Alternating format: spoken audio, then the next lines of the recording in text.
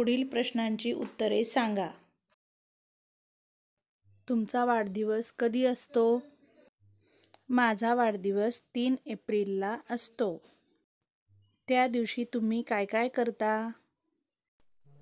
माझ्या वाढदिवशी मी नवीन कपडे घालून आई बाबांचे पाया पडते व शाळेत मित्रांना व मैत्रिणींना चॉकलेट घेऊन जाते. तुमचे आई वडील तुमच्या वाढदिवशी काय काय करतात? माझे आई वडील माझ्या वाढदिवशी घरात पूजा ठेवतात व माझ्या मित्रमैत्रिणींसाठी छोटीशी पार्टी ठेवतात. खूपच छान. पुढील प्रश्नांचा संदर्भ घेऊन तुमचा वाढदिवस कसा साजरा केला याविषयी अनुभव कथन लिहा. माझा वाढदिवसाची सुरुवात माझे मित्र आणि नातेवाईकांच्या शुभेच्छाने होते. मी देखील लवकर उठून आंघोळ वगैरे करून तयार होते. अनेक मित्र आणि नातेवाईक मला कॉल करून शुभेच्छा देतात. मोबाईलवर तर 1 सेकंदही मेसेजचा गॅप पडत नाही. माझे आई वडील माझ्या वाढदिवसाला दरवर्षी घरात पूजा ठेवतात.